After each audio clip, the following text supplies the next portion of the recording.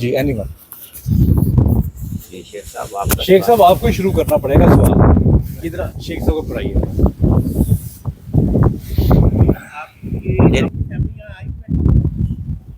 मेरी अलिफ नहीं, दोनों की नहीं है, है यूएस में साथ ही है या नहीं, यहाँ नहीं है। वैसे आपकी बात करनी चाहें तो कर लें, मैं ये रिकॉर्डिंग भिजवा दूंगा उनको। अच्छा, सवाल ये है कि कोई सवाल है जो आप लोगों ने शादी के बारे में, मोहब्बत के बारे में और उसके बारे में बात की, आपने जो साथ जिंदा जिंदगी साथ है जी जी, नहीं तकरीबन 10। जैसा कहा है ना 7 चक्कर लगना, 7 चक्कर होते हैं, जी। हमारे भी 7 चक्कर होते हैं। आपने उन जिंदा सूफियों के जो चक्कर, मतलब है कि उन्होंने भी 1 से 2 शादियां की होंगी या 3 शादियां की होंगी जी। तो आपका दिल नहीं ललचाया कि उन्होंने अगर 2-2 शादियां की, मैंने 7 जिंदा साहबियों के साथ, सूफियों के साथ जिंदगी गुजारी है, तो मैं आपका दिल नहीं किया कि मैं एक शादी करूं, दूसरी शादी करूं, तीसरी करूं? तो यहाँ भी बहुत सारे लोग बड़े खुश होंगे इस बात सुन के, पर वो दिल में उन्होंने रखी हुई है। मुझे लगता है कि असल में मेरी बीवी ने बड़े मुश्किल वक्त में मेरा साथ दिया हुआ है, जब मैं कुछ नहीं था। वैसे तो अभी भी कोई बहुत बड़ी वो नहीं मुझे मुकाम, लेकिन क्राइसिस काफ़ी देखे मेरी वाइफ ने। पहली बात तो ये है कि मेरा कभी दिल भी नहीं किया दूसरी शादी को, और अगर कभी ख्याल आ भी जाए तो मैं कहता हूँ कि ये मेरे बच्चों और मेरी वाइफ के साथ एक बहुत बड़ी नाइंसाफ़ी होगी। पहली बात तो ये है कि बच्चे फिर आपके रहते नहीं। एक तो हमारी जो सिस्टम है वो जब देखती है ना, अच्छा वो बीवी कुछ ना भी कहे अपनी ज़ुबान से, ना कुछ ना कहे, लेकिन जब वो रोती है और वो जब देखती है कि वो जो तवज्जो है मेरे हस्बैंड की पहले मेरी तरफ थी और अब दूसरी तरफ जा रही है, तो रोना आ जाता है। और जब वो रोती है तो वो बच्चे देखते हैं डेफिनेटली, तो बच्चों के दिल में वैसे ही नफरत जो है ना वो बाप के लिए बढ़ती रहती है। पहली बात तो ये, लेकिन बच्चे जो हैं वो मेरे देखता हूँ कि वो सेकेंडरी हैं, लेकिन मेरी वाइफ ने एक बहुत बेहतरीन और बहुत अच्छा वक्त गुजारा है और हमारा गुजर भी रहा है। तो मेरा दूसरी शादी के लिए बिल्कुल भी कोई ना ध्यान जाता है ना आगे आने वाले वक्त में जाएगा। अगर जी अगर आप मिडिल ईस्ट में पैदा होते वहाँ के लिए ट्रेंड है ना? देखिए, मुझे जैसे मोहसिन साहब ने कहा ना मेरी पहली गुफ्तगू में, मैं कोई बहुत ज़्यादा शादियों का शौकीन नहीं हूँ। मेरे शौक में जो चीज़ें हैं वो एक्सप्लोर करना है, मुख्तलिफ मुल्कों में जाना है, मुख्तलिफ लोगों से मिलना है। तो मैं ये कहता हूँ कि ज़रा ये सारे काम करके कर लें। आप असल में रिवर्स चले हैं, मेरी सोच जो है वो डाउन टू अर्थ है, आपकी अर्थ टू अप है, तो इतना ही फर्क है। जी आप सब। मेरा जवाब भी सेम ही है। अब वही अली भाई वाली बात मैं भी करूंगा। नहीं, मैं शर्माता नहीं, क्योंकि मैं तो हर पॉडकास्ट में ये सवाल पूछता हूँ अपने गेस्ट से, मेरा सिग्नेचर क्वेश्चन है। और मेरी वाइफ को बहुत बुरा लगता है ये क्वेश्चन कि आप क्यों पूछते हैं। मेरी वाइफ ने मुझे एक इंटरव्यू से मना किया था पहले। उसने कहा था दुनिया में आप पॉडकास्ट कर रहे हैं, जिसका मर्जी इंटरव्यू करें, मुझे कोई एतराज नहीं, मुफ्ती तारिक मसूद का इंटरव्यू ना करना। तो मैंने कहा अच्छा, वो खैर मैंने नहीं मानी। नहीं, वो खैर मैंने कर लिया और फिर बाद में उसको कन्विंस किया मैंने कहा, उसने कहा वो कायल करेंगे आपको भी और सबको कायल करते हैं। सर इसमें बात वही है, लेकिन मेरे एक और मजीद में आपको डिटेल में जाता हूँ, बिल्कुल खुल के बताता हूँ। मैं पहले भी 1-2 इंटरव्यूज में बता चुका हूँ। पहली बात तो हुई, जब हमारी शादी हुई थी तो एक नॉर्मल हालात थे, वो वाले नहीं थे जो हमारे गांव में थे। माशाल्लाह उस वक्त भी ठीक था, मेरा अमेज़न पे अपना 1-2 स्टोर चल रहे थे, अच्छी हैंडसम अमाउंट पाउंड्स के अंदर, डॉलर्स के अंदर मैं पाकिस्तान में बैठकर कमा रहा था, मुझे कोई इशू नहीं था। लेकिन उसके बाद 2016-17 में मेरे साथ एक फ्रॉड हुआ। मेरे पार्टनर ने सारा बिजनेस को टेक ओवर कर लिया, जीरो पे आ गया। उस खातून ने उस वक्त भी मेरा साथ दिया। मेरे जो ज़्यादा हालात बदले, ये बदले 2017-18 के अंदर। मैंने एक होलसेल का बिजनेस शुरू किया, सोर्सिंग का किया, मजीद अमेज़न पे स्टोर्स बनाए। वहाँ पे आके ना मुझे एक बूम मिला, और जो एग्जैक्ट मुझे बूम मिला ना वो 2020 के अंदर, जब मेरी वाइफ प्रेग्नेंट थी, मेरी अभी बेटी पैदा नहीं हुई थी, और हमारी जो शादी के 6 साल बाद पहले और रात हुई, बेटी पैदा हुई थी तो 5 साल बाद 2014 में शादी हुई थी, तो 2020 में मेरी बेटी पैदा हुई। और उसके बाद फिर अभी मेरा बेटा पैदा हुआ 5 महीने का, माशाल्लाह मेरी फैमिली साथ ही इधर न्यूयॉर्क में ही है। तो बेटा मेरा पैदा फिर मजीद 5 साल के बाद हुआ। जब मेरा बेटा पैदा हुआ तो वो बड़ा ही क्रिटिकल सिचुएशन थी। एक तो प्री मैच्योर पैदा हुआ, और फिर ऑपरेट के दौरान मुझे डॉक्टर ने बुला के कंसेंट साइन करवा लिया कि बड़ा मुश्किल है, हम जिंदगी बचाने की कोशिश कर रहे हैं लेकिन हमें कोई सूरत हाल नहीं बन रही। और उन्होंने हमें 2 दिन पहले भी बता दिया था कि आप 8-10 ब्लड की बोतलें भी अरेंज करके रखें और ये सारी चीज़ें हमने वो सब किया। और अब आप लोग भी सब बच्चों वाले, आपको पता है ऑपरेट पे कितना टाइम लगता है, 20-25 मिनट, आधे घंटे में बच्चा आपके पास होता है। ये ऑपरेट 4 घंटे चला, और 4 घंटे के बाद इवेंचुअली उनको यूट्रस रिमूव करना पड़ी। उन्होंने कहा कि जिंदगी बचाने के लिए यही ऑप्शन है। अब ये सारे हालात मैंने उसके देखे, और उस वक्त में भी उसने साथ दिया जब मेरे पास कुछ नहीं था। तो मैंने कहा अब ये इंसाफ नहीं है कि अब जब मैं दुनिया के किसी भी मुल्क में बिजनेस क्लास में ट्रैवल कर सकता हूँ तो अब मैं किसी और को साथ बैठा लूं, अब उसी को जाना चाहिए जो 10 साल से मेरे साथ। है कि ये लोग दूसरी शादी का लोग क्यों सवाल करते हैं आपसे? अच्छा, आप ही ने इजाजत दिलवा दी जाने से नहीं, पहले तो मसला हल हो मेरा जाएगा। मतलब है किधर से नहीं मिल रही। लोग क्यों ये सवाल करते हैं? एक दूसरा सवाल ये है कि जिस तरह कहा गया है कि औलाद अपना रिस्क लेके आती है, तो ये नहीं है कि औरत आए तो वो अपना रिस्क लेके आती है क्या?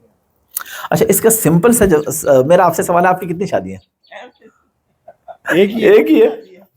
तो बस ठीक है, फिर आपका बनता नहीं है पूछना। आप शायद अपने, आप मुफ्ती तारिक मसूद से रब्ता करें, वो 15 मिनट में आपको 1500 दलीलें दे देंगे कि आपको दूसरी करनी चाहिए, वो करवा भी देंगे आपकी। बहरहाल इस्लाम, देखें इस्लाम है, हम इसको नाजायज तो नहीं कह सकते ना। अच्छा, मैं किस लिए पूछता हूं, मेरी पॉडकास्ट पे जो सबसे ज्यादा किसी एक क्लिप पे व्यूज आए ना, वो मुफ्ती तारिक मसूद की चौथी शादी पे आए। उन्होंने मेरी पॉडकास्ट में डिस्क्लोज की, सिंगल क्लिप के ऊपर एक प्लेटफॉर्म पे, फेसबुक पे 15 मिलियन व्यूज हैं, यूट्यूब पे 10 मिलियन, इंस्टाग्राम पे 10 मिलियन। लोग ये सुनना और देखना चाहते हैं। हर बंदा ये चाहता है देखना कि किस बंदे की कितनी बीवियां, कितने बच्चे हैं, लव मैरिज है कि अरेंज है। तो मैं इसलिए पूछता हूँ, और मैं इजाजत लेके पूछता हूँ। पॉडकास्ट से पहले मैं कहता हूँ कि अगर आपको किसी सवाल पे एतराज है आप मुझे बता दें, वो मैं आपसे नहीं पूछूंगा। और मेरी कुछ पॉडकास्टों में, क्योंकि ज्यादा लोग इजाजत दे देते हैं, कुछ में आपको ये मिलेगा मैंने ये सवाल नहीं पूछा, क्योंकि मुझे उन्होंने मना कर दिया। कुछ ने इसलिए मना कर दिया कि मैं इस पर डिस्कस नहीं करना चाहता, कुछ ने इसलिए मना कर दिया कि यार मेरी हैं 2-3, लेकिन दोनों तीनों को यही पता कि हम एक एक ही हैं। तो इसलिए ये भी, जी जी बिल्कुल बिल्कुल ठीक है, बिल्कुल हाजिर है जी, नेक्स्ट जी, प्लीज। साहब। मैं सवाल तो नहीं, मैं कमेंट पहले करूंगा मैं कि खास तौर पे हाफिज साहब ने जो बात की, मतलब ऐसे, मतलब आपने जैसे बताया कि जिस गांव से निकल के जी, जी। और आपने बहुत दरमियानी वाली बातें आप कर रहे हैं जी, उस मुल्क में जहाँ पे बहुत सारी दरमियानी रिवायात चल रही हैं। तो पहले तो मैं आपसे वो एक खराज तहसीन पेश करता हूँ, साथ में मैं एक जस्ट फॉर डिस्कशन जी जी प्लीज। कि जाहिर है वो 2-3 शादियाँ और उसकी सवाल, ये एक फैसिनेशन है जी, बिल्कुल। हर मुसलमान जी। और मेरे ख्याल में हर मर्द के जहन में है कि लाइक व्हाट अबाउट नेक्स्ट। मैं थोड़ा सा, आपने मसलक वगैरह की बात की, मैं उसको थोड़ा आगे जाना चाहता हूँ। हमारे पास मिसालें हैं, बहुत से लीडरों ने बाहर शादियाँ की, आप शुरू करते हैं कायदे आज़म से लेकर के और इमरान खान, जी। ठीक है। आप इस पर जरा बात करें कि कायदे आज़म ने खुद ज़ाहिर की, लेकिन अपनी बेटी को इजाज़त नहीं दी, और उन्होंने सहारा लिया इस्लाम का कि लड़की शादी बाहर नहीं कर सकती, ठीक है। उसी के मुकाबले में जवाहरलाल नेहरू की बेटी ने जब बाहर शादी की इंदिरा ने, तो उसने उसका साथ दिया।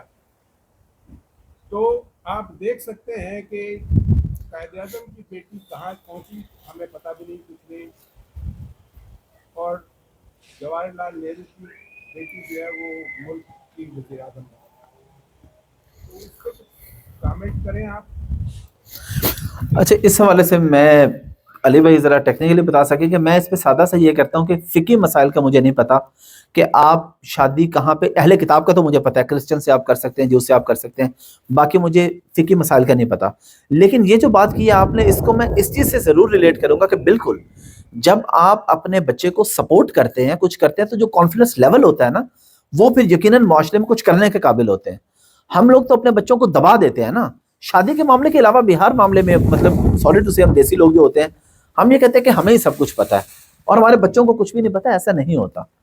अगर इसी तरह होता तो कायदे आजम का बाप पाकिस्तान बनाता ना, अगर वो इतना सियाना होता तो औलाद आगे निकल सकती है। हमें ये एक्सेप्ट करना चाहिए कि मेरा बेटा या बेटी जो बात कर रहे हैं, हो सकता है आज के दौर में मुझे इस बात का ना पता हो, लेकिन ये मुझसे बेहतर बात कर रहा हो। तो अगर यही है कि उनकी मर्जी, मेरा ख्याल है, हर मामले में शामिल होनी चाहिए। अकेले भाई आप बात करें जो। अच्छा, मुझे क्योंकि इंफॉर्मेशन नहीं है इस कॉन्फ्रेंस के बारे में जो आप बात कर रहे हैं, तो मैं इस सवाल का जवाब देने का जो है ना वो मुझे इंफॉर्मेशन नहीं है, लेकिन मैं अब दूंगा इंफॉर्मेशन।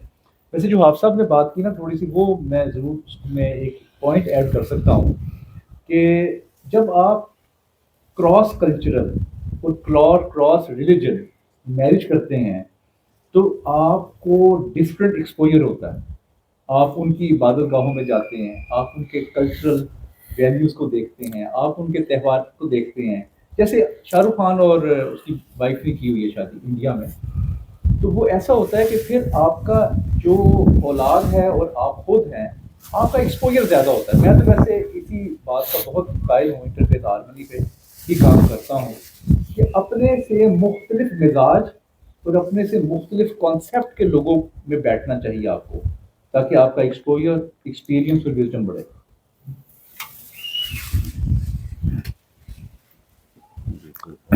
और कोई क्वेश्चन? जी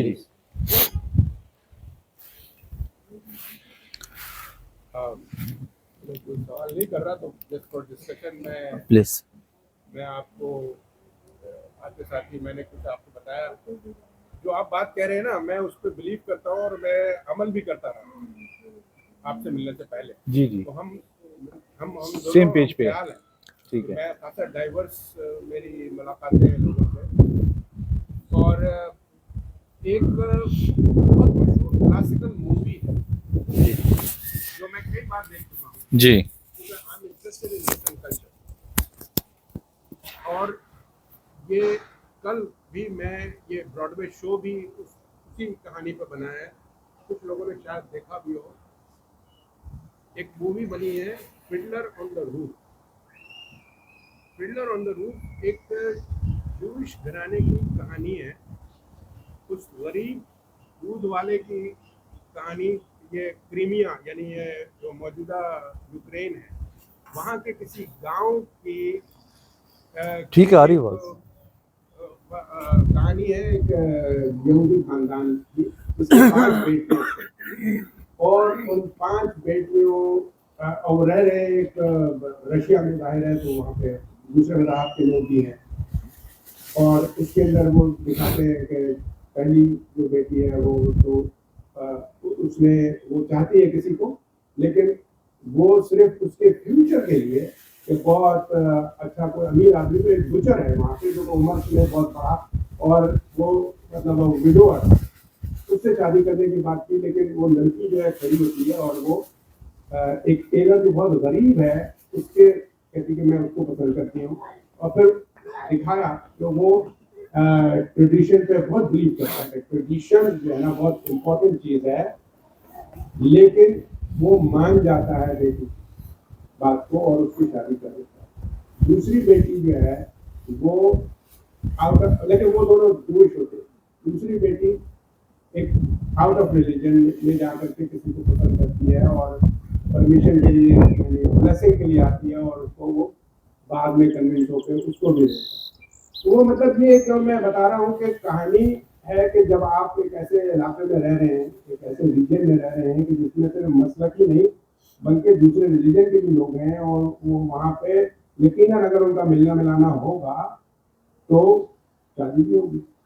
और लोग जो है शादियाँ करते हैं, और ये शादी जो है ना, ये मैं मौजूद सिर्फ मैं वैसे ही नहीं बात कर रहा, मेरा एक्सपीरियंस है इसमें। मैं 18 साल से एक ऑर्गेनाइजेशन चला रहा हूँ, milanus.com, जो कि एक प्लेटफॉर्म देती है यहाँ इस जगह यूनाइटेड स्टेट में कि वो लोग सिंगल लोग आए और एक दूसरे से मिलें और शादियाँ करें। और ये ख्याल मुझे 2007 में इसलिए आया कि ये तो यकीनन है कि लड़के लड़कियां यहाँ बड़े होंगे, उनकी मुलाकातें होंगी और फिर वो उन्हीं से शादियाँ करेंगे जिनको वो जानते होंगे और पसंद करते होंगे। जिनको वो पसंद तो उसी वक्त करते हैं जब लोग जानते हैं, या तो कॉलेज स्कूल में हो जाएगी मुलाकात और या फिर जॉब पे। बस तो उसके लिए मैंने एक प्लेटफॉर्म तैयार करके दिया मिलन यूएस का कि भाई यहाँ आइए और मिलिए और अपने विलेज पे आप शादियाँ कीजिए। तो ये एक मैं चला रहा हूँ, लेकिन जैसे आपने बताया कि वाकई यहाँ पे मेरे पास भी वो कहानी है कि मेरी यूनिवर्सिटी की दोस्त बहुत तेज तर्रार किस्म की, और उसने भी जो है ना मोहब्बत में आकर के अपनी बेटी की शादी, जो यहाँ रहती है अटलांटा में रहती है, बेटी की शादी अपने भाई के बेटे से कर दी। वो आया, उसका सिर्फ निकाह हुआ था, वो आया 1 महीना रहा और वो वाली बात कि उसने किसी भी लड़के को कोई फोन आ गया और वो पूछ रही है कि कौन है, क्या है, कौन है, इससे कब कितने पुराने ताल्लुकात हैं। तो वो परेशान हो गई। उसने कहा भाई, माँ से कहा तो भाई ये नहीं कर सकते आप उसको फौरन, तो वो वापस भेज दिया उसको और फिर उसने अपनी मर्जी से जांच करी।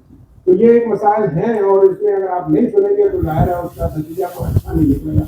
या तो वो दोनों साथ रहेंगे मगर बहुत ही परेशान होकर के, और या फिर रहती हो जाएगी। तो वो आपकी बात तो सही है और आप अपना मिशन जारी रखें, तो चला सही, बहुत जरूरी है। थैंक यू जी। किसी का और अगर सवाल इधर से है तो लोगों को खाने का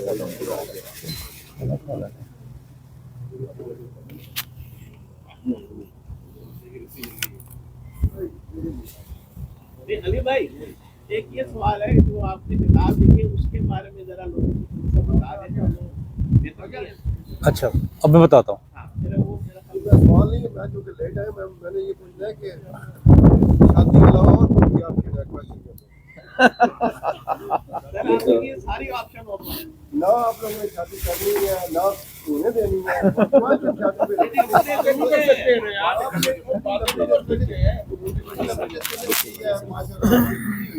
लेकिन ना उनकी तरफ से शादी की बात हुई है ना आप हमने कहा हम जीरो सेरा बांधने की तैयारी करें हम आपके पीछे। शादी क्यों करनी है? सेरा की बात मैं ना शादी की बात करी, मैं कहीं और क्वेश्चन। जी जी, डॉक्टर मलिक साहब बहुत शुक्रिया आपका, आपका बहुत शुक्रिया। आपने थोड़ा सा तवज्जो जो है वो दूसरी तरफ लगाई है। मैं ये देख रहा था कि इंसान अगर 4-5 उसकी बड़ी ख्वाहिशात होती हैं, एक तो उसको रोमांस का शौक़ होता है, एक उसको बहुत पैसा कमाने का होता है, खाने का होता है, मुख्तलिफ एक्टिविटीज़ का होता है। लेकिन एक वक्त ऐसा आता है जब आपका जो शौक़ है, जो भी आप काम कर रहे हो, उस पर जब आपको उकताहट होती है तो उसको अपने प्लेयर को कैसे अब इंक्रीज़ करना है, तब क्या करना है अपनी हैप्पीनेस को इंक्रीज़ करने के लिए। तो उसके मेरे दिमाग में 2-3 ख्यालात आए। तो जो सबसे बेहतर ख्याल ये आया कि जब इंसान खुशियाँ ले लेके अचीवमेंट कर करके थक जाता है ना, और उसको एक टाइम पे बोरियत महसूस होनी शुरू हो जाती है, तो फिर एक हल है मज़ीद अपनी खुशी को बढ़ाने का, और वो ये है कि आप लोगों को तकसीम करें। जो आपके पास खुदा ने आपको जो दिया है वो लोगों में तकसीम करना शुरू करें। अगर आपको खुदा ने विजडम दिया है तो वो तकसीम करें। अगर खुदा ने आपको ज़्यादा रिस्क दिया है तो वो तकसीम करें। आप अकेले जितना मर्ज़ी खा लें, जितना मर्ज़ी कर लें, आपको जो वैलिडेशन है वो लोगों से मिलती है। तो जितना ज़्यादा आप तकसीम करते जाएंगे, आप उतना ज़्यादा आप खुश होते जाएंगे। किताब के हवाले से मैं पहले भी बात कर चुका हूँ। परसेप्शन और रियलिटी, ये बुनियादी मौजू था मेरा किताब लिखने का। डॉक्टर साहब, अगर आप तो मेडिकल शोबे से ताल्लुक़ रखते हैं, अगर मैं आप सबको कहूँ कि आप अपने दिमाग में दिल की तस्वीर लेके आएँ तो वो कैसी होगी? दिल की हाथ से बना के दिखा दें, हाथ से बना के दिखा दें सब लोग। यही पान का पत्ता होता है सब, ये सब कुछ इनको ऐसे ही पता सब कुछ। पान का पत्ता, अगर आप लोग एक दफा हाथ से बना के तस्वीर दिखा दें कैसे होती है। ऐसे ऐसे वो दिल दिल दिल टाइप दिल होती है ना। आंसू पे सारे सफर कर रहे हैं दिल टाइप दिल्ली होता है, दिल्ली की पिक्चर। ये हमें पत्ते की आपने बात की ना, बड़ी आसान कर दी सबके लिए। तकरीबन 20 25 30 लोग बैठे हैं यहाँ पे। दिल ऐसा होता ही नहीं, ये डॉक्टर साहब बताएंगे। जो असल अंदर जो दिल है, आपने उनके दिमाग की बात की, तो दिमाग के अंदर दिल किस किस्म का आपको पता ही नहीं है। बिल्कुल हाँ, दिमाग दिल तो जो- वैसे है वो बॉडी के अंदर जो भी है, लेकिन उनका दिमाग पता करें। ये जो है ना हमारे शेख साहब, इनका दिल जो है ना वो कुछ और ही है, डबल ना हो। अच्छा मैं ये कहना चाह रहा हूँ कि आपको ये बताया गया है कि दिल ऐसा होता है, और जब आप फेसबुक पे या कोई चीज आज माशाल्लाह जी, अस्सलाम वालेकुम, कैसे हैं जी? तो जो आपको बताया जाता है, आपको जो भी कहीं कहेंगे दिल को ड्रॉ करें, आप वही तस्वीर ड्रॉ करेंगे, जबकि ऐसा दिल होता नहीं है। दिल की शक्ल ऐसे मुट्ठी की तरह होती है जो इस साइड पे होती है। तो मैं ये सोचा था कि जो मुझे जिंदगी में बताया जा रहा है ना डॉक्टर साहब, मैंने उस पर यकीन नहीं करना, मैं खुद से तहकीक करूंगा, और जो बात मुझे ठीक लगेगी उसको एक्सेप्ट करूंगा, और जो बात मुझे लगेगी कि ये दुनिया में गुजारने के लिए ये बात ठीक नहीं है, उसको मैं रिजेक्ट करूंगा।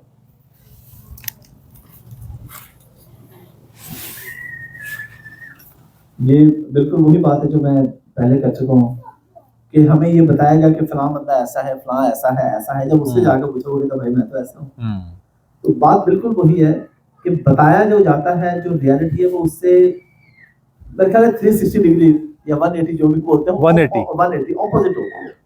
और मैंने प्रैक्टिकली एक्सपीरियंस किया बहुत से लोगों के साथ। तो मैं पॉडकास्ट करता हूँ, मैं तकरीबन 250 के करीब लोगों के साथ तो इंटरव्यू कर चुका हूँ proper.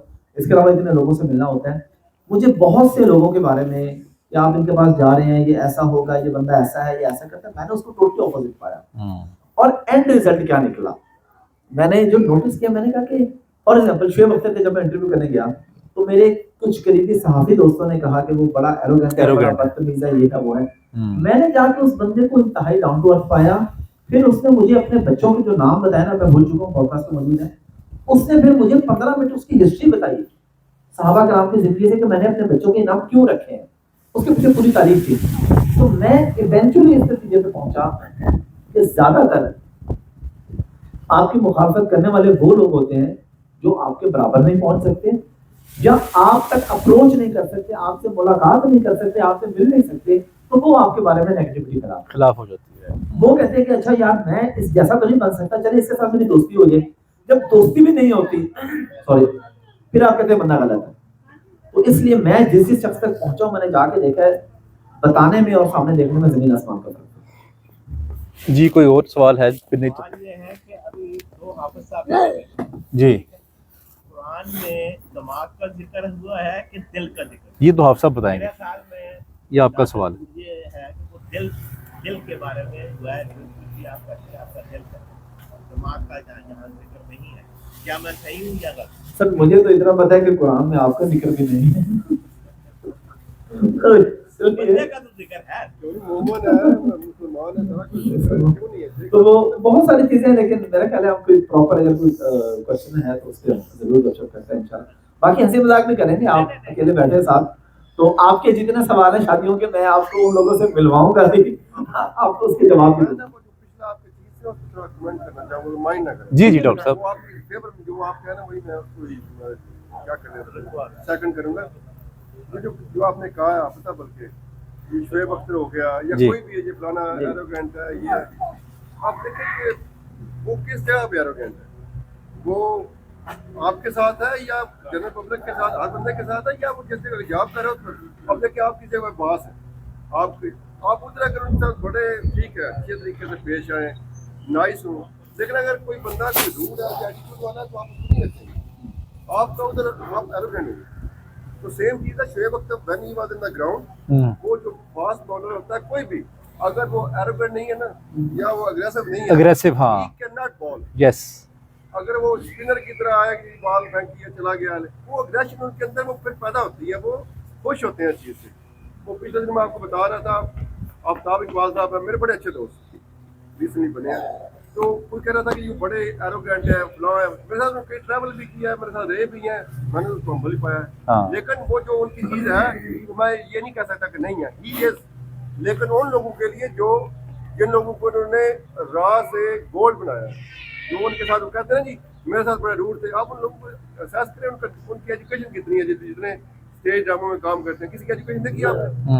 All of them they are even, मेरे नहीं ख्याल के स्कूल भी गए होंगे, और वो कहते हैं जी मेरे साथ ज्यादती होगी, एक मेरे साथ ज्यादती होगी, किसी के साथ कुछ नहीं होगा। डॉक्टर साहब, मैं आपने ये बात बाद में की, मैं इस बात को कंटिन्यू आफ्ताब इकबाल से करना चाह रहा था।